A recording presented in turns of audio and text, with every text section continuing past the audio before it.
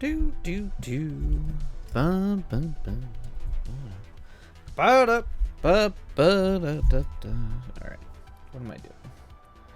How does this work? How does any of this work? Do do do do do do do. Oh, there we go. Hello, everybody. Hello. Hello in internet land. How's everybody going? How's everybody doing? Presoria. Being about as cryptid. How are you? How's everybody doing? Oh, I forgot to link that in the Discord too. The second episode of Make Me Watch that I'm on dropped today, which was very exciting. Although when I was listening to it, I realized I was far more rambly than usual, and I know I can be rambly, but thankfully they made me sound much smarter than I actually am. So I appreciated that. But anyway, how's everybody doing on Tuesday? Right? It's Tuesday? I think it's Tuesday. How is everybody out there in internet land? Do do do do.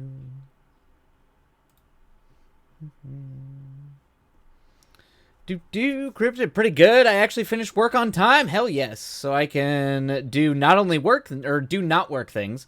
You seem to be in maximum Muppet mode. I'm definitely in maximum. I'm mostly just compensating for the fact that it has been a very tiring week, like work-wise. So I'm trying to come in with some Muppet energy. I'm channeling Muppet vibes. Please drop that link in Discord when you can so we can listen to your ramblings. Yes, it's me ramble about a rather brutal samurai film, but it's worth it. Yeah, I'll drop the I will drop it in the Discord. Hey, Ghostly crawls up from the depths. I'm here. I promise, just on the floor.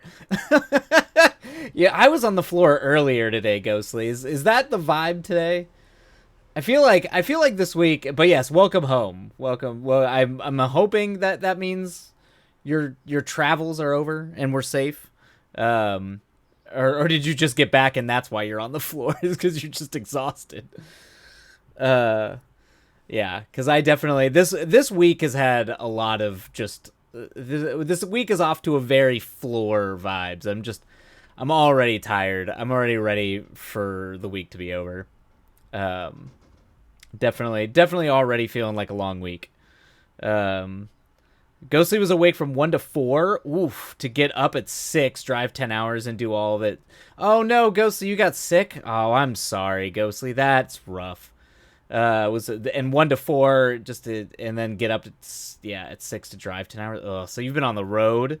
You've been on the road after being sick all night. That's rough. Well, I hope you're definitely please rest. Nothing can defeat me at this point. That is true. That you have proven that you can endure a lot. But yes, please rest. Don't push yourself too hard. Virgil, my boy. On screen. Oh shit, that he is on screen. That's true. That's true. That's true. Where are we? Yeah. Remember when I said that I was gonna have this script done at by the end of April, and then my goal was to have it done at the end of, well, is that going to be at the end of March? And then I said, okay, by the end of April. And now I'm literally right on par with exactly what happened last year with Pawn Boys, where I'm going to wind up finishing this goddamn script in May. Ugh, I wanted to be done with this so I could be on to the next script. It's killing me. It's killing me. But yeah, we're almost to the halfway point. We're almost to the big Halloween party set piece at the halfway point. Oh, Twilight, you certainly picked your spots in the script. This is just the last scene I was working on. All right, it's the last scene I was working on. It's okay. I sensed you wouldn't, but it's okay. Look, Twilight, you have been alive for centuries. You could take a few months. I know, but I revised all the scripts last year. And Pawn Boys is definitely a script that I might be the most proud of. It's definitely the most personal, for sure. It's definitely the most personal and probably the one that I'm the most proud of. Well, I don't know. They're all personal, but But Pond Boys, like, as a departure from my usual foray into like genre horror, I definitely had a lot to say in that script. But the odd thing about Pond Boys, oddly enough, just wasn't as complicated as going back and trying to revise like Blue Devils and get Blue Devils, and Blue Devils just won't be made now, so that's a whole thing. So I pretty much, Blue Devils is gonna be my like shelf dream project. It's gonna be my Sinners, my Ryan Coogler Sinners, where it just sits. Although it's way more depressing than Sinners. Sinners is like actually a fun movie, but which is too bad because I have a lot. I put a lot into Blue Devils, but it's just being about American nihilism and in a world of ascendant fascism, is that movie's not going to get made. So I kind of have to rely on the cyberpunk rom-com at this point. And maybe this one might work. While your 2025 has been a Ninja Warrior gauntlet, please try to give yourself a grade. That's true. This has been a rough year. That's to be fair. Or so help me, I will get a rolled up newspaper. That's true. Yeah, 2025 has been wild. Ghostly Sensei. What? I literally just started stream and I'm being scolded. But that's fair. I was going to ask for Thursday, but work is going to actually kill me that day, so I will be dead. But would folk horror be okay today, or would it be better? Let's do it next week, Ghostly. You tell me what's best for you. I am here for you, Sensei. Let's do it next week, Ghostly. If you're not gonna be here Thursday, or if you're gonna be dealing with work on Thursday. But yes, we will do your folk horror, because I know you're dealing with you are battling the words on that one. So we'll do that next week. And ideally I will be done with this script, but probably not. I'm literally only halfway. The second half of the script is a lot easier than the first half. The first half of the script, I'm having to do all my you have to do pacing and all that kind of nonsense. Now, don't mind my silence. I'm totally not zooming in. Ghostly's gonna have constructed this whole script. You're gonna have actually constructed the whole film out of screen caps, which I didn't even think would be possible. But I think you might somehow have pulled it off. While I consider be kind to yourself and you won't have to be scolded as a concept. That's fair, Cryptid. That's fair. It's fair. Ghostly, yeah, exactly right, Cryptid. I'm not scheming. I have theories. I mean, theory away. That's a large part of the script is theories. I mean, structurally, this script, I am leaning into it's structured like both Seven and I Know What You Did Last Summer. I'm leaning into the 90s slasher flick structure. So that's the vibe. Hey, look at that. Tort woke up. You really dead dove meme this? I don't even know what that means. Wait, hold on. I'm not sure what else you expect exactly. You know what that gif of the pinboard and the unhinged white guy? Oh, you mean of It's Always Sunny? Yeah. That's Always Sunny with Charlie. Where Charlie's just got the that's from them working in the mailroom. Yeah, it's a good meme. It's a good meme.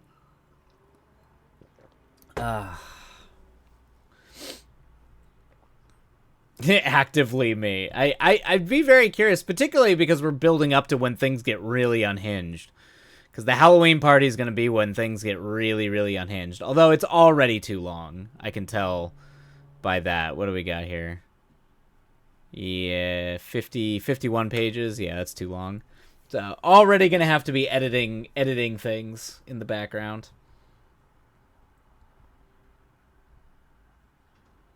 Oh, that okay. I know what you're talking about, Cryptid. It just went over my head. I don't know these things as memes very often. I know some of them, but yes, I know what you're talking about now. If it's if it's from Arrested Development. Honestly, I have no idea what the plot is. I 100% have my blinders on. You can trim it later. Don't stress the length now. Yeah. Yeah, I'm trying. We'll see. I mean, yeah. It usually I do wind up finishing a draft of a script about 10 pages longer than it's gonna wind up. So, um, yeah, definitely it's either sleepy or just tired, man. Just I'm ready for things to just chill the hell out, man. Just I need the world to chill for 2 seconds. Um, like how I watched Dune. That's how I read this. I got a few plot elements. That's very funny. I love the Ghostly. That's really funny. But 100% Ghostly is entirely biased. Yeah, I have a feeling. I have a feeling Ghostly's not even going to pay attention to the script and the actual story. Ghostly's just going to be watching the Virgil scenes. Um, yes, you really put Virgil. Yes, you really put Virgil in a script and didn't think Ghostly would go absolutely feral. That's true. I mean, Ghostly. There is a Virgil in almost every script I write now. Pretty much. Pretty much. It might not always be a person though. I do get a little. I do kind of play with the what a Virgil can be. Of the many Virgils. I'm sorry, Sensei. I will read it properly. You're fine, Ghostly. I don't. It's okay. And I go feral for all of them. Don't tell her that. Even the music venue. It is very funny because the Virgil and Pond Boys is the actual music venue. Now she's gonna play Find the Virgil in every single one, probably. Yeah, more than likely. Not surprised by that. I would not be shocked at all if that's what happens. It's obviously it's Where's Waldo. But with the Virgil. Now, oh man, what's that RPG? It's like oh, it's a really fun like horror RPG or like tabletop game that you play solo, but it's Where's Waldo, but it's essentially like Lovecraftian. Like there's messages in the Where's Waldo books that are pointing, essentially doing the Charlie meme from It's Always Sunny, where you're making the connections between all these different Where's Waldo books. And it's like actually about how like, you know, it's like some monstrous Lovecraftian nightmare thing. But it's oh god, what's it called? I'll have to look it up because you can either buy the pack or just get the pack for free from I think Drive Through RPG, and then you buy the Where's like I think you buy 2 Where's Waldo books, and you just do it solo. But it's someone made a weird game, like a weird horror game out of the Where's Waldo books, which I think is very cool. Very cool way to do that. Anyway, that's my side tangent. But yes, that is what Ghostly's going to do with the Virgils. I was going to make that joke, Twilight, but now I'm sure Ghostly knows Where's Waldo. Or not sure. I'm pretty sure Ghostly probably knows where right? Doesn't everyone know Where's Waldo? I mean, that like transcends age. I feel like everybody grows up knowing Where's Waldo. I hope so. That wasn't just a night. I mean, didn't those books originally come out in like the 60s or the 70s? Yeah, there you go. I know that red stripped freak. Yeah, exactly. That's my claim to fame. When Twilight become infamous for his scripts and his cult fandom, I would be like, yeah, those Virgils, that was because I'm an unhinged she-demon, and Max was amused by it so much he made it a thing. That's probably true, Ghostly. That's spot on. Spot on. That'll absolutely happen. Do not insult me so. Listen, nesting partner has me feeling old today. Yeah. I've been having a little bit of the old vibes, Cryptid. I feel like sometimes the world just makes you feel old. It happens. It happens, and it's sometimes not even intentional. That's just what happens. It is true. Tell me Virgils wouldn't be such a thing if I... No, it would not. I would not have... I don't think I would have even... I mean, Virgil is a name I've found I use more often than not. I don't know if it just comes from, like, the poet Virgil, but, like, I don't know why. I think I just like the name. But I think it was because of Virgil the Virgin. That's, like, really what set it off. So... that just worked so well, and then having Ghostly go absolutely unhinged about it made it kind of a thing. And the funny thing is the Virgil in Pond Boys is Virgil's, which is an actual music venue and bar in LA. So that actually just kind of worked out. And so now it's, all things, a confluence of the spheres has come together to make this now. We've created a meme, a thing. Yeah, and that's true. You did suggest the name Virgil the Virgin. Yep, or the nick. Yeah, I remember that. You did. Yep, that was you.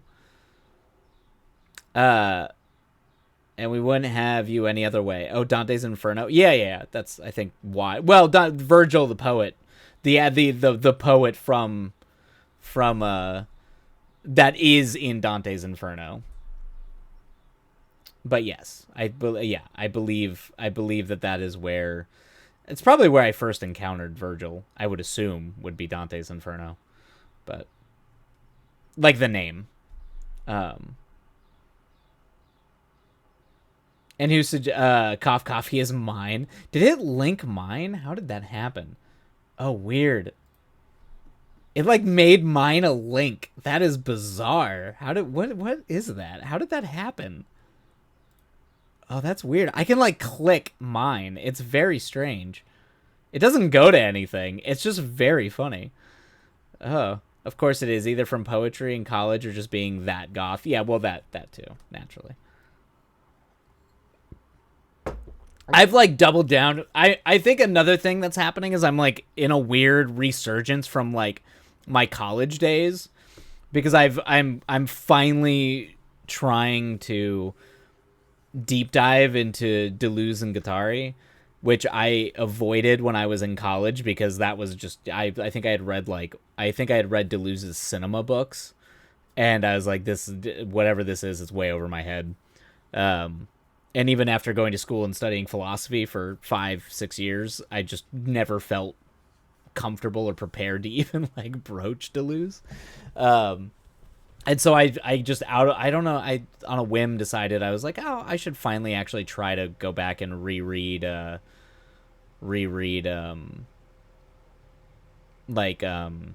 Anti-Oedipus and A Thousand Plateaus and all that kind of stuff. So I'm like deep diving into philosophy. I'm like going back and rereading a bunch of old philosophy that I haven't touched in years. And then I also have just started I just recently got into Swans, which I had also avoided for most of my goth years because of just the catalog breadth and just how intense of a band they were. So now I'm like back in listening to like 2.5 hour album goth post rock albums and reading philosophy, and I'm like, is this like my midlife crisis? Is my midlife crisis just me reliving being a pretentious college like goth kid? What is happening? What is going on? Why is this happening? Yeah, I know there's a stream's gonna happen where I have nail polish and eyeliner again, which actually I did have my nails painted, I think, early on, and maybe that was before I was streaming. I can't remember, but I did have a phase relatively recently where I was doing my nails pretty often, but I haven't done that in a while. Yeah. But maybe I should go. Maybe I should like come back. Yeah, God forbid I literally just turn back into I just start dressing like the Crow.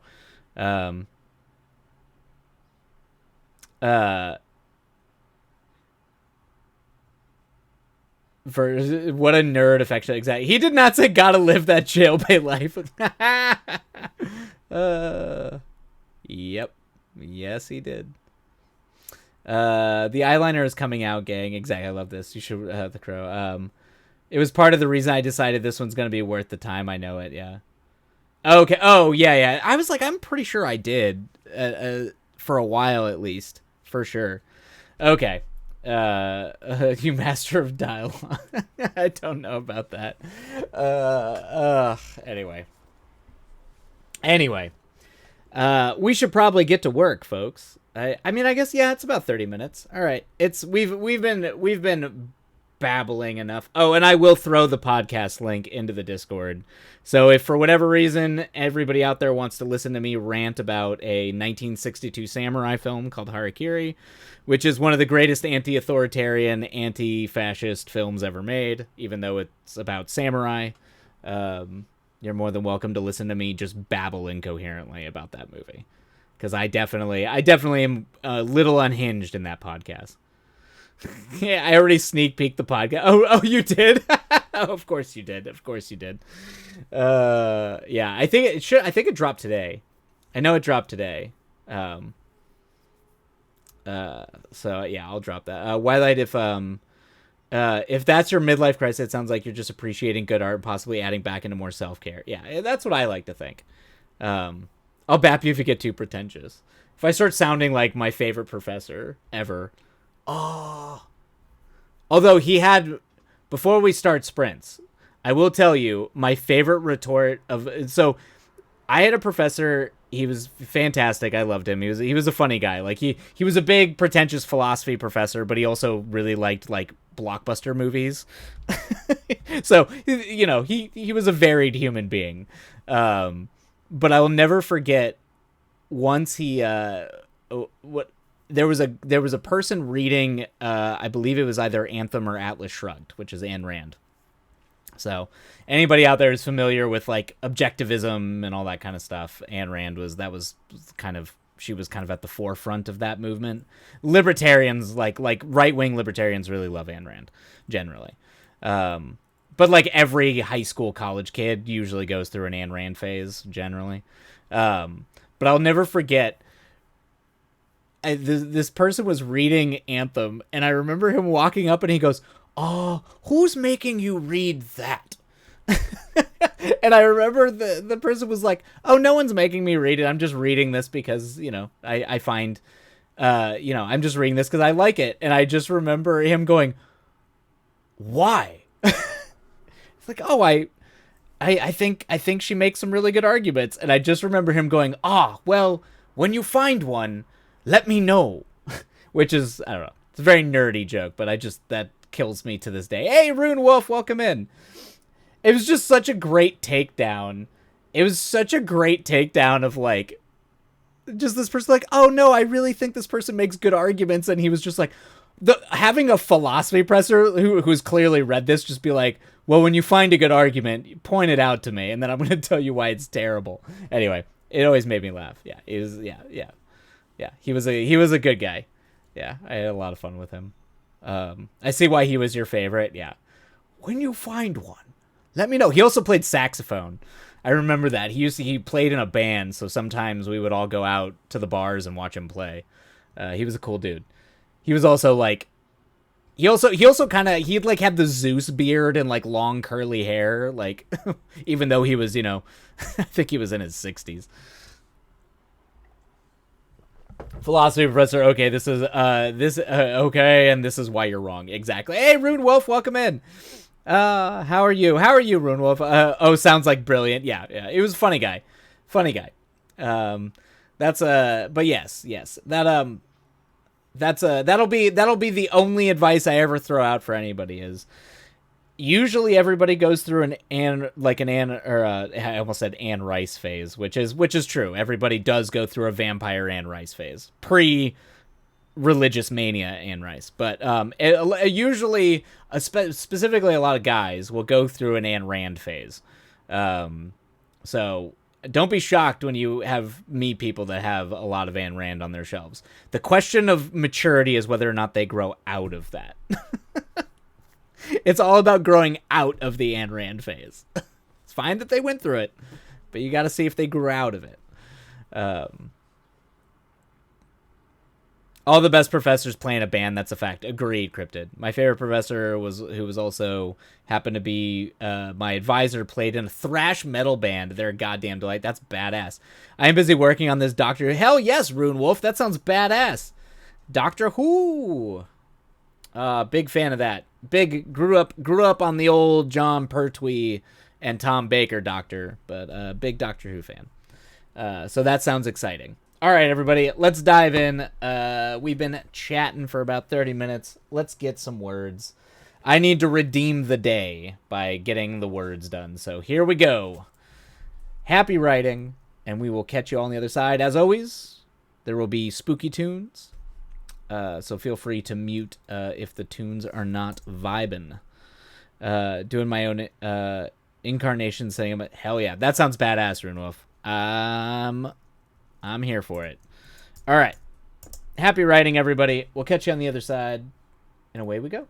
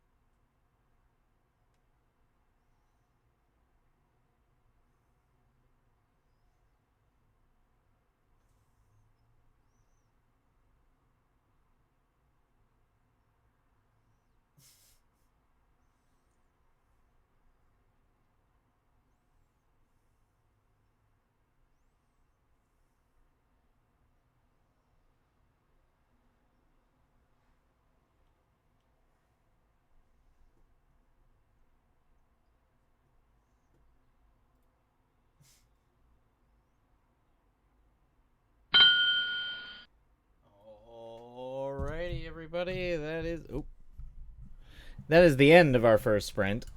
I hope you all got some work done. I had my child come and just lay. Oh, now you're getting up. Oh, it's because I'm talking. Uh-huh. He like literally came. This has become a thing now. Is he comes and lays down right where the keyboard is, bunts the keyboard out of the way, and then lays down on my hands. So now, so he just, so anyway, my orange child dominated that sprint. Okay, so we'll start the down timer. And now that I'm talking, he wants to leave. It's because it was peaceful and quiet. That's why. You going down? You going down? Oh, there you go. And now he's gone. But that whole second half of that sprint, he just like plopped down right here. I couldn't write or do anything. Gotta love it. Gotta love the orange children, or the children in general. Let's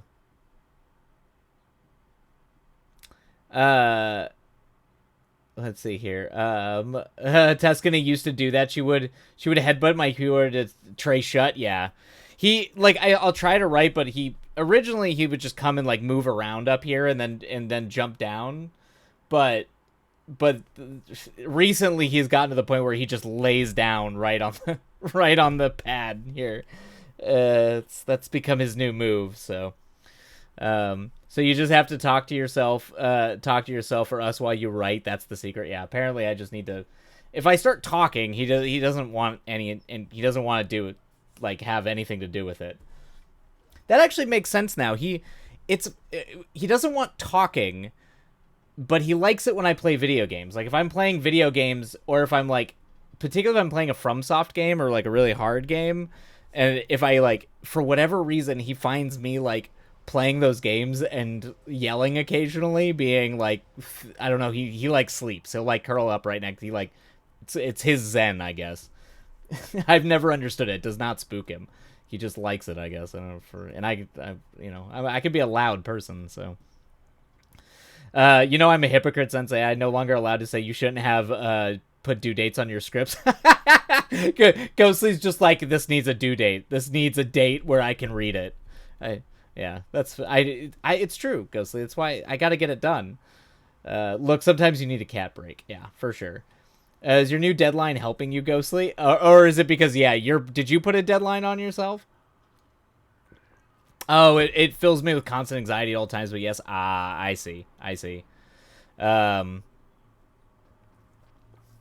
Yeah, that's, I have to, I kind of, like, I blow my deadlines all the time, but I really do try to maintain having a deadline just to organize my life around or like plan things.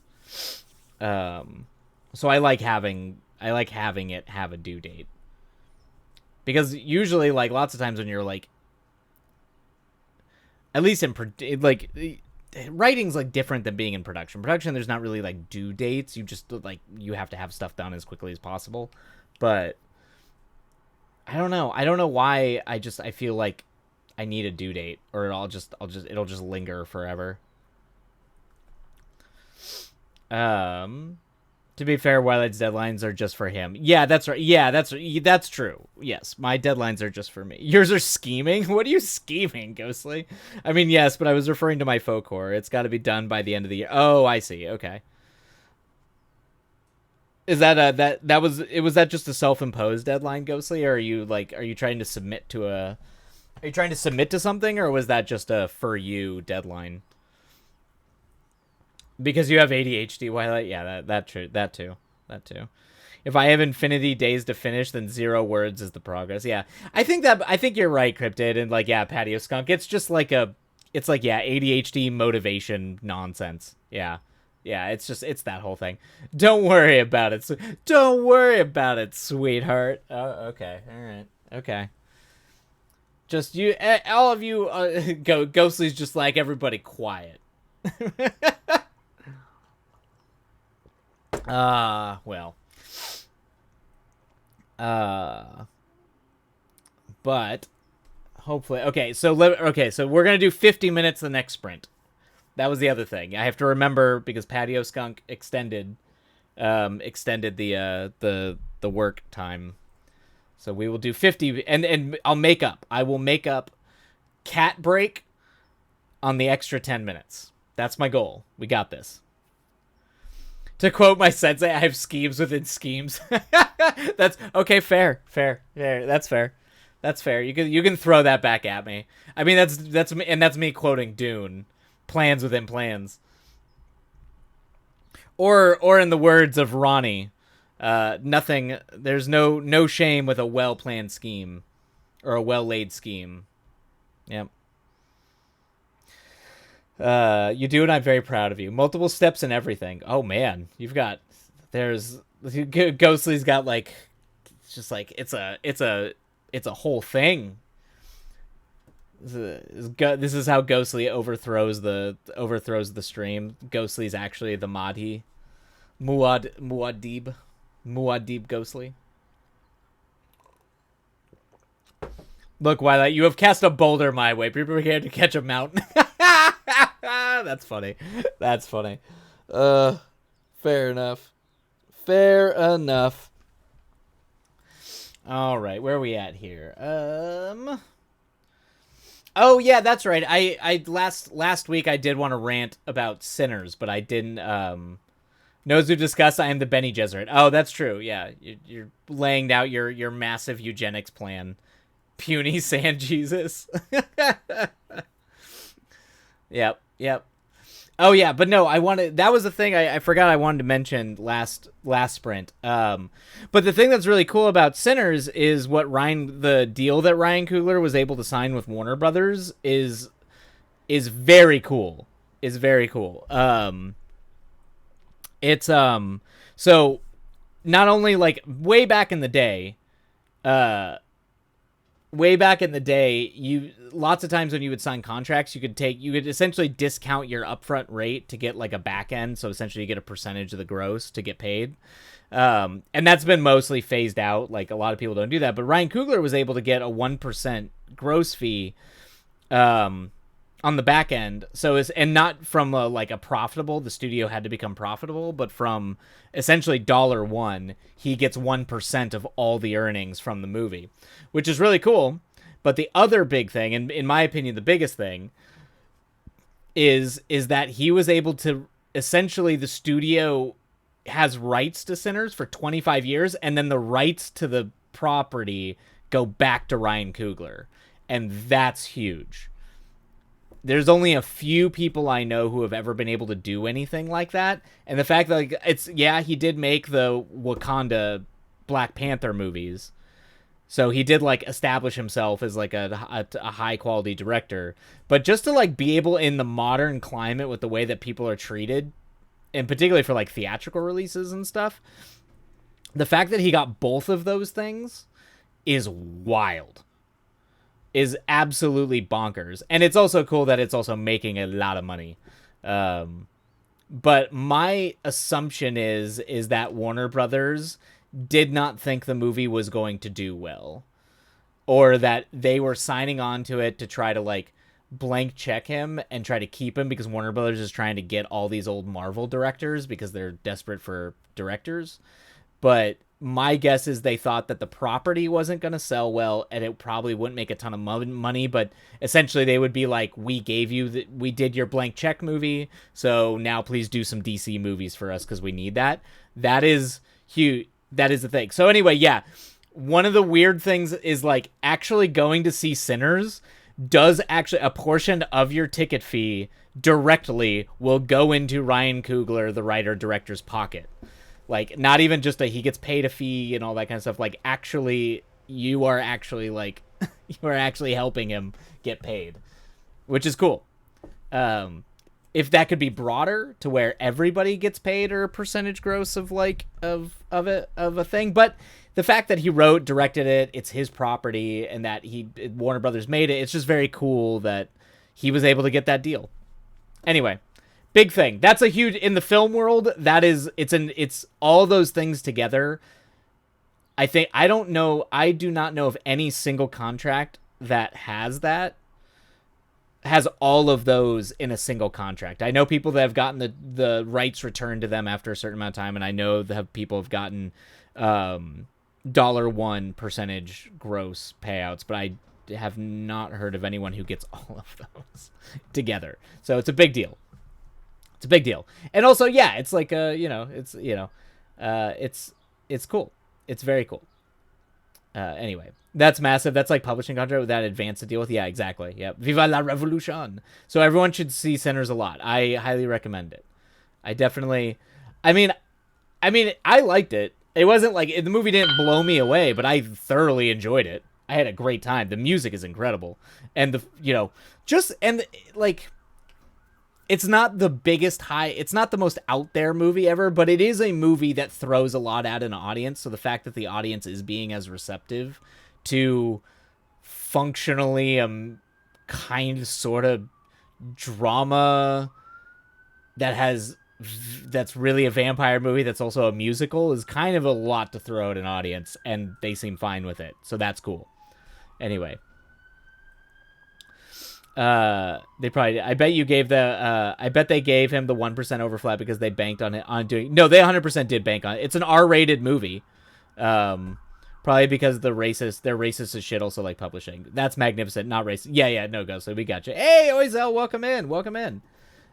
Anyway, so if you go see Sinners, you are actively, your ticket is actively paying the director, the writer, and the director, since he retained those rights. So, yeah, go do that. If it's a movie that interests you, I highly recommend it. It's a good time. It's very sexy. It's a very sexy movie. It's a very fun vampire movie. And it's great. It's a great movie. It's a good time. And if you can, go see it on like a big format, because he shot it in the big format, and it was shot on film on IMAX cameras. So do it. I love when shitty people in power get to be proven wrong. That's a fucking delight. Well, yeah, I mean, that's the best thing you've heard all week. I know it actually does feel like fun vampire movies. Yep, Sinners. Highly recommend Sinners. Yay, Rune Wolf. Sinners is a really excellent movie. I keep hearing about it. I highly recommend going and seeing it. But it does feel, the way the studio is treating it, and now, like, because a lot of other studio execs are panicking, because they think it's like the death of the executive now, because like every director is going to want these deals, which, by the way, they should get those deals. Wait, is it better? It's definitely sexier than Twilight, in my opinion. I will say that, Patio Skunk. It's bloodier and sexier. Is it ghostly safe?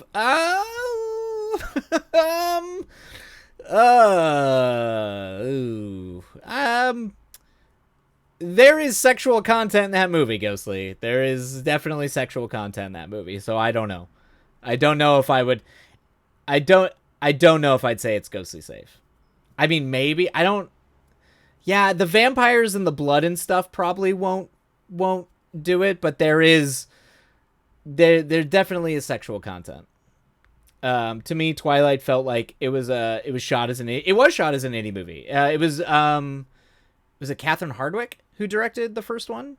But she came out of the indie film scene. It's actually what makes the first Twilight kind of an interesting watch, is it was shot like an old, like a off-kilter indie film. It's very interesting. The first Twilight movie specifically is kind of fascinating in a lot of ways. All right, I'll support from the sidelines. Ghostly's just gonna cheer it. Just cheer it on. But yeah, it does have a little bit of, because I mean that's the same thing that happened with Star Wars, where the studio just did it because they were like, I don't know, he did American Graffiti and that made a lot of money, but this seems totally bonkers, and like had no faith in it, so Lucas got to retain all the rights. And then, of course, famously, we all know what happened with Star Wars. But it does have that vibe a little bit, where the studio was like, what are we really losing? This is so out there and weird. It'll probably do okay, but it's not gonna do well. I mean, the second week takeaway of Sinners, I think it might be the first time since Titanic that something has only had less than a 5% drop in its second weekend, that's unheard of. That does not happen. Because I think it made 48 million its opening weekend and then 44 million its second weekend, and that is unheard of. Except for maybe I think Titanic. Does not happen. So the word of mouth is obviously very strong, and I think people are kind of registering that it's like, and Ryan Coogler's out there just going full film nerd, where he's like releasing things on YouTube with Kodak, talking about all the different film formats because he's a super big film nerd. So it kind of, it's kind of it's definitely making me feel a little bit more optimistic about like the theatrical experience of films. But anyway, still the dystopian state that we all live in is still terrible. I wouldn't mind 1% of 48 million per week. Yeah. I mean, the only person who gets back end percentages anymore that I'm aware of that like gets like a big chunk of the back end is Cameron. There are not a lot of filmmakers who get back end participation anymore. The studios do not hand that out. It's actually probably one of the main reasons why when we've moved over to streaming, they're almost the residuals on streaming, or I mean, there is no back end participation on streaming, but or at least as far as I'm aware, I don't think there is. But the residuals that you get from streaming are so pared down compared to what they used to be. So, especially for a film that's got such an incredibly diverse cast, that's true. With a delightful, what a delightful fuck you to the state of the U.S. That's true too. It's definitely got some attitude. The movie does have some great. It's definitely got attitude, which I kind of love. But all right, let us dive into our next sprint. This one will be for 50 minutes, so we can thank you to Patty of Skunk. Let's go get those words. Happy writing, everybody. Hey, Runewolf, when I get my werewolf movie with Ryan Coogler, yeah. Oh man, would that be wild? A werewolf movie. We're already getting a Robert Eggers werewolf movie, which is very cool. All right. Happy writing, everybody. We'll catch you on the other side. And away we go.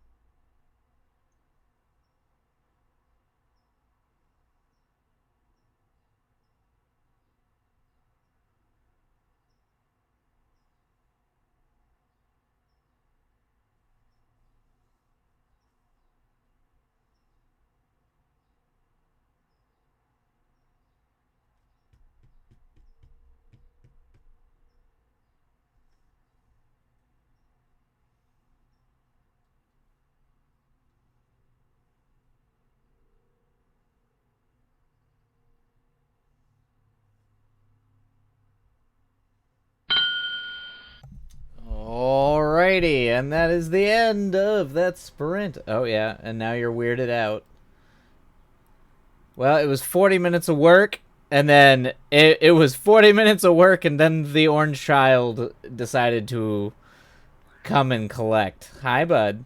He's still there. I can't type anything. He's just lying here where my keyboard and mouse are supposed to be. Whoa, look at all those words. Why let you be girl bossing? I don't know about that. This scene was at... Oh, wait, let me start the down timer. Hi, bud. What's up? You know? It's very funny. You really don't like it when I start talking. It's like it ruins the relaxing atmosphere. Oh, there you go. Okay. You're still gonna settle? Okay. You're gonna settle there? Okay. Oh, now you're purring. Okay. Okay. I guess this is where the orange baby's gonna be for a little bit. The golden orange boy. Yeah, this is this one might be a little bit of a trick. I'm trying to figure out how, because this is essentially the siren scene, like one of the many siren scenes, but this is the seduction, in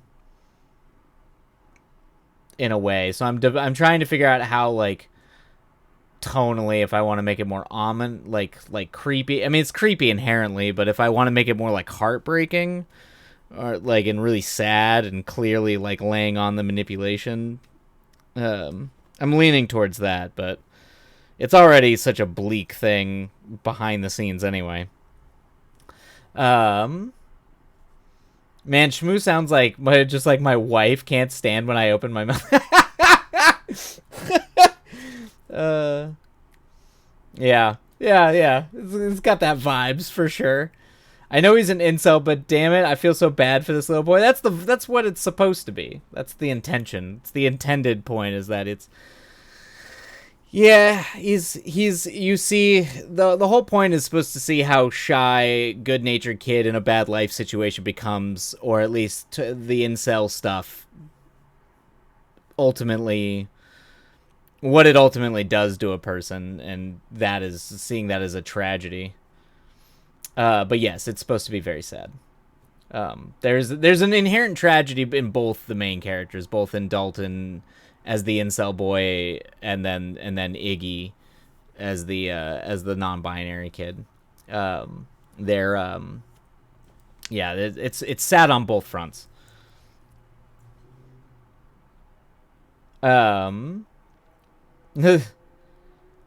Sometimes you gotta. It's gonna be heard when I go back to a desktop. Currently, the only way I get Tuscany to stop screaming at him is laying down on the library daybed with her in a blanket, regardless of temperature. Yeah. I think he just wants to be close.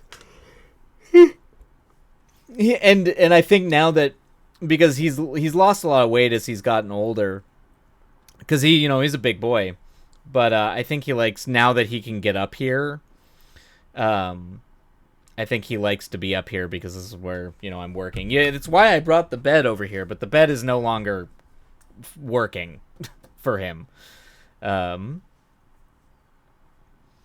say lay on the heartbreak white, that's what makes it, that's what will make it swing with its full weight. Yeah, that's my initial pass is definitely leaning that way. While you want to hear that random folk song that now exists in Jessup, Bat's Eyelashes? Okay. All right. Okay. What? Sure. What is said? Yes. It now exists in Jessup. Sure. You are the bed. Nah, that's how it works. Yeah, exactly. Moon pie, hitchhike, Alabama, orange sky, Aunt Mary's feet wine, ain't nothing like white. What is that? White lightning, pigs fly, don't die, sour water and rye, Cornwall moonshine gone dry, still ain't nothing like white lightning, scraped knee, peewee, prohibition in Tennessee, blue devils hanging tree. I like that, blue devils, nice. Now I gotta get me some Appalachian lightning. Oh, that's dope. Those are some fucking rad lyrics, Ghostly. Hell yeah. A Ghostly original. That's a good one too. I mean, I like the Blue Devils hanging tree. That's good. I appreciate that.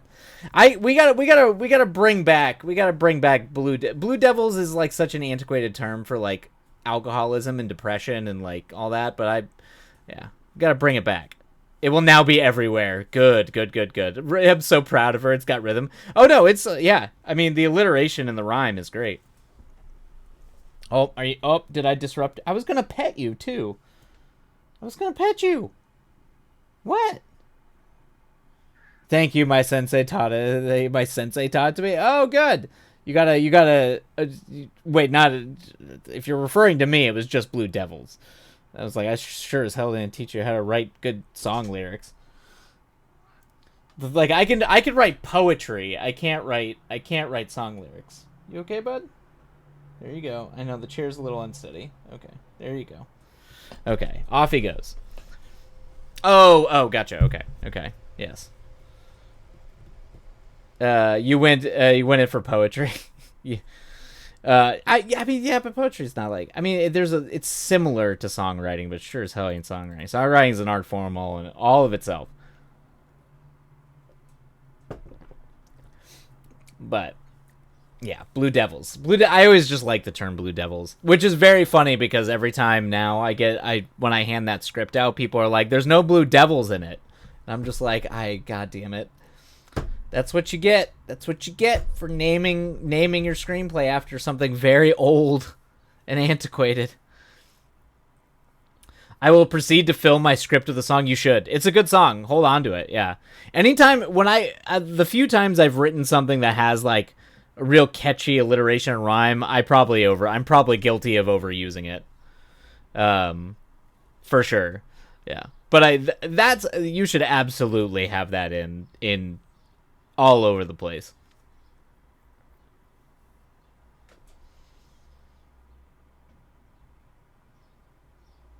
Wait, what?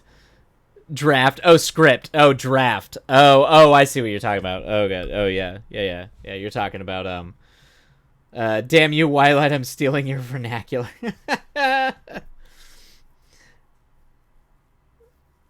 um. Yeah, I was like, I'm assuming you're writing that as a story, not as a screenplay, right? Did you just say script because brainworm? Oh man.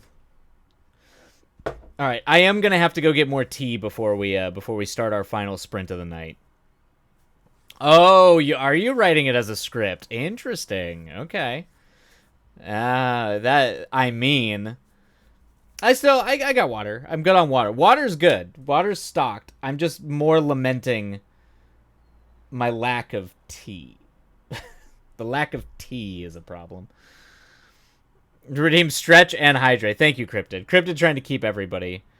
Much like Crime Clowns, I think Jessup would be better on screen. Oh, okay. Interesting. Okay. It's funny. Because I'm really gonna be taking a crack at I'm gonna, as much as I'm so hesitant about writing horror as a novel, or at least I find it harder to achieve horror or like build tension in a horrifying way as an author, like if in the narrative form. It's just the medium itself, which is bizarre to me. I think it's probably why my attraction to like Lovecraft and cosmic horror wasn't so much the scariness of it. It was the existential ideas freaked me out more than like anything in the actual prose.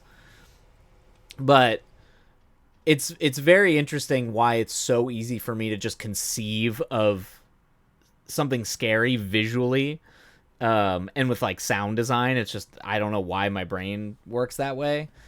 Probably why I want to make movies more than likely, but it's funny that I'm trying to like figure out how to adapt or do like a horror story in prose form, while you're moving over, like, I think this would be better on screen. It's just interesting. It's interesting to see it go both ways.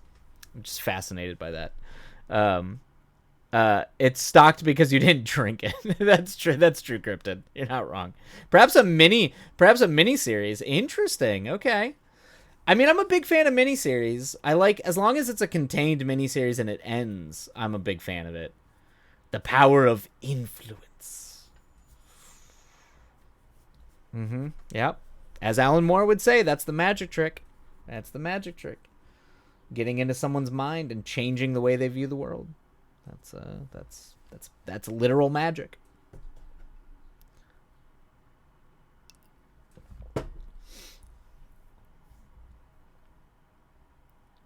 I think it's a little too rambly to be a movie. Well, that could be the case too. Yeah, it's like what defines like making like what's that crossover? Like what a miniseries versus a movie. That's a real gray area. You have to really like justify. You're gonna have to justify the longer runtime, but you still want to do it.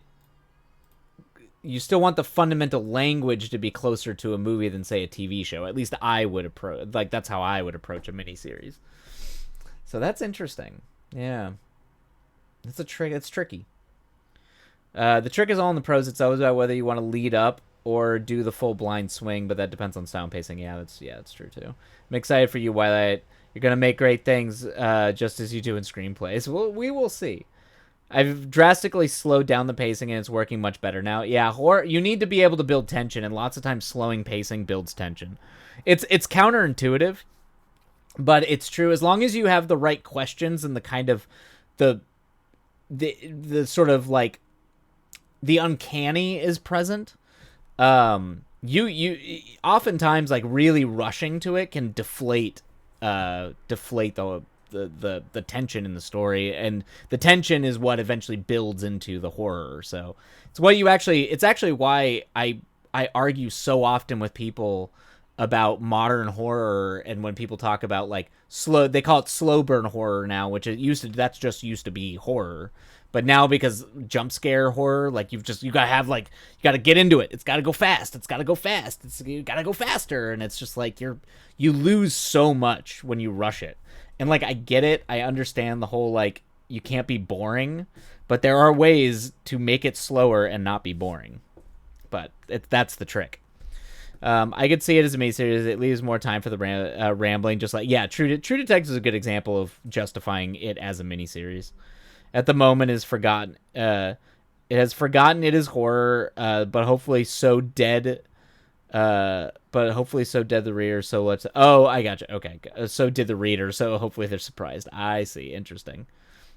Okay, I'm gonna go get tea and I'm gonna go get water, and then we're gonna dive in to our last sprint of the evening. I shall be right back, everybody. Ugh.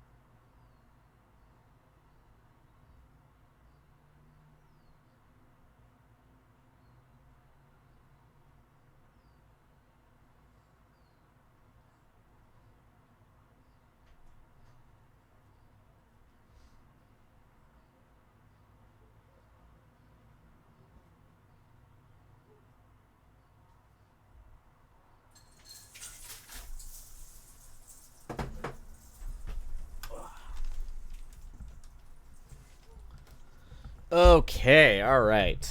Let's do this. What is happening? Whoa! Hey, wait, what happened? Oh my god! What is happening? Oh my god. Ah! I was like, oh, I'm pretty sure Opera Soria did the ads. Yeah. I was like, Opera Soria usually does all the ads in the background. Um, uh, yeah. Opera Soria's just been silently running the ads in the background. Um, the goose is. I still love that. It's so good. Okay. All right. There we go. Sometimes he's in the fields and we have no right to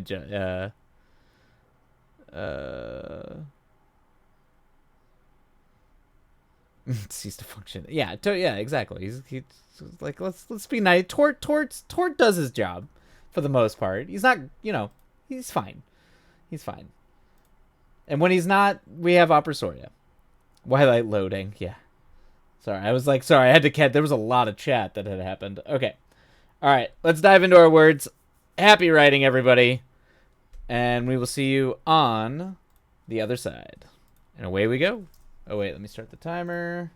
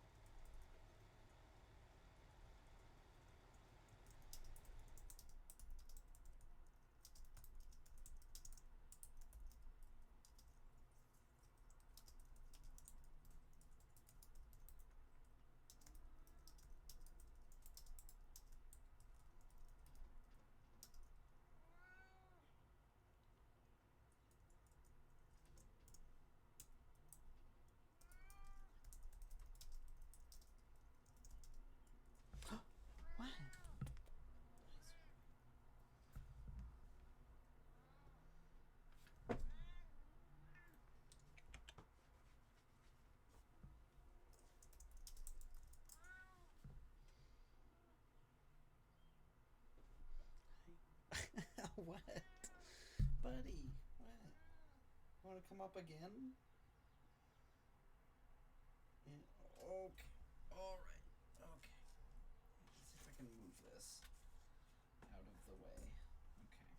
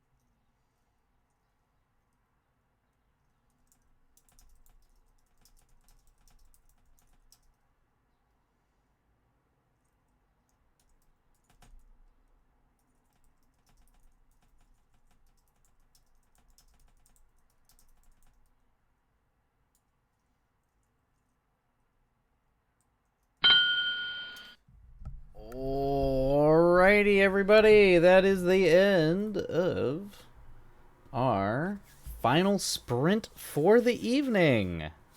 Hopefully the words treated you well.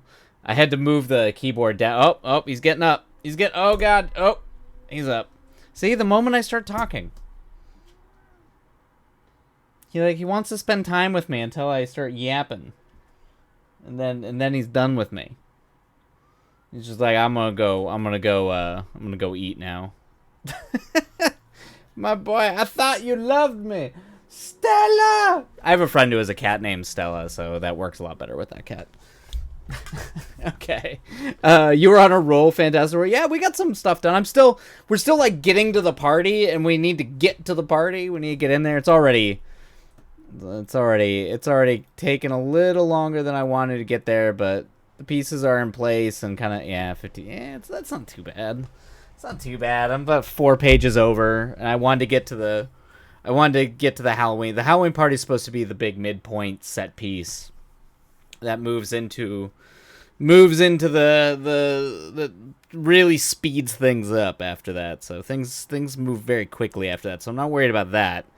It's just trying to like not dilly-dally too much. Shmoo says we are better seen, not heard. Clearly, yeah, exactly. Yeah, seen, not heard. Seen, not heard.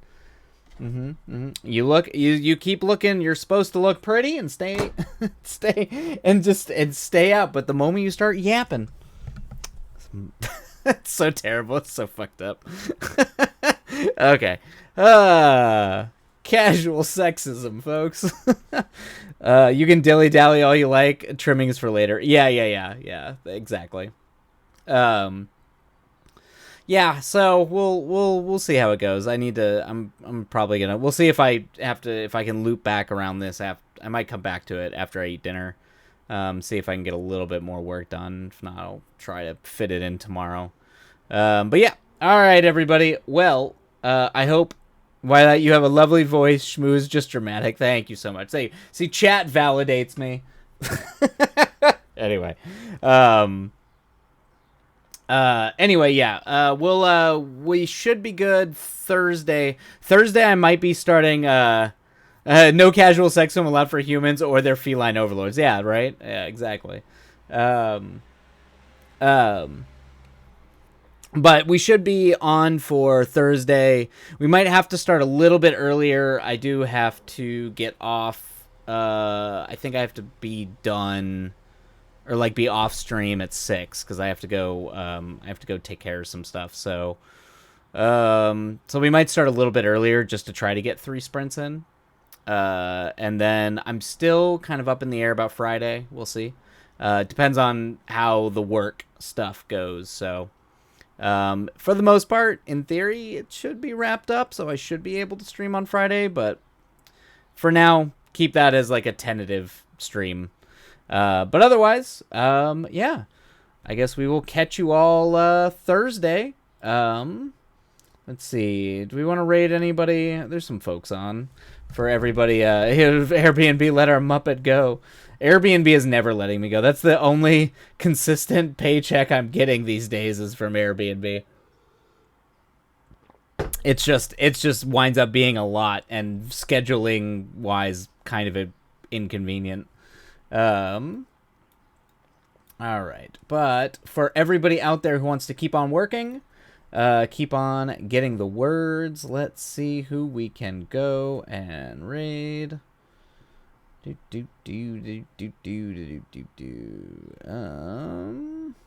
we got here? Oh, Unknown Souls on. They got a lot of folks in there. Okay. We will drop in and say hello to them, I guess. Oh wait, no. Oh, is Tuka get on? Oh, Tuka just got on. She just popped on. She just popped up. All right. Well, we will. Yeah, let's pop in there. All right, everybody. We'll catch you next time. I am going to go make dinner and try to figure out how to survive the rest of the week. So hopefully the rest of the week is good for you all. And we'll catch you Thursday. All right. Take care of yourselves. Love you all. Adios. Catch you next time. And 3, 2, 1, and go. All right. Adios, everybody.